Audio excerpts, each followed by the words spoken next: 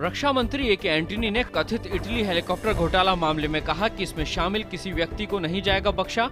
रक्षा मंत्री ने कहा कि अगस्टा वेस्टलैंड हेलीकॉप्टर सौदे में कथित रिश्वत जांच मामले में सीबीआई से यथाशीघ्र अपनी रिपोर्ट देने के लिए कहा गया। रक्षा मंत्री ने कहा कि सीबीआई से प्रारंभिक जांच रिपोर्ट मिलते ही दोषियों के खिलाफ कठोरतम कार्रवाई की जाएगी। कहा दोषी कंपनियों को काली सूची में डाला जा सकता है। पूर्व वायुसेना प्रमुख एसपी त्यागी ने कहा कि वह इस मामले में निर्दोष हैं। कहा इस मामले से उनका नहीं है कोई लेना देना। खाद्य मंत्री केवी थॉमस ने कहा सरकार संसद के इस सत्र में संशोधित खाद्य सुरक्षा विधेयक करेगी पेश। राज्यों से जन आपूर्ति प्रणाली को मजबूत बनाने का किया आह्वान।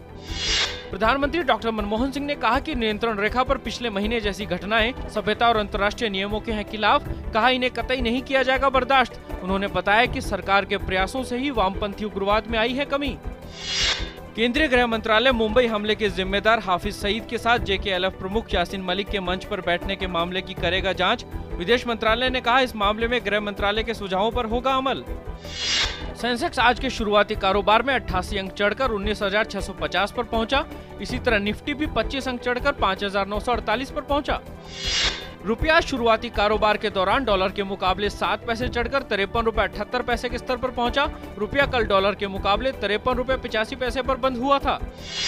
सेवानिवृत्त हो रहे पेंटागन प्रमुख लियोन पेनेटा ने कहा कि उत्तरी कोरिया की सैन्य महत्वाकांक्षा अमेरिका के लिए है गंभीर खतरा। उत्तरी कोरिया द्वारा अपना तीसरा परमाणु परीक्षण करने के बाद लियोन पेनेटा ने उत्तरी कोरिया की तुलना ईरान से करते हुए दोनों को बुरे राष्ट्र की संज्ञा दी। स्टेट ऑफ द यूनियन संबोधन में अमेरिकी राष्ट्रपति बराक ओबामा ने साल 2014 में अफगानिस्तान से 34,000 अमेरिकी सैनिकों की वापसी की घोषणा। गोलीबारी की घटनाओं को कम करने के लिए मिलकर कदम उठाने की वकालत। सीरिया में राष्ट्रपति बशर अल असद सरकार के खिलाफ गत 22 महीने से संघर्ष कर रहे विद्रोहियों ने उत्तरी शहर अलेप्पो के पास स्थित सैन्य हवाई अड्डे पर किया कब्जा। विद्रोही लड़ाकों ने गत कई सप्ताह से जर्रा सैन्य हवाई अड्डे और अलेप्पो शहर को देश के पूर्वी हिस्से से जोड़ने वाले राजमार्ग को घेरा हुआ था।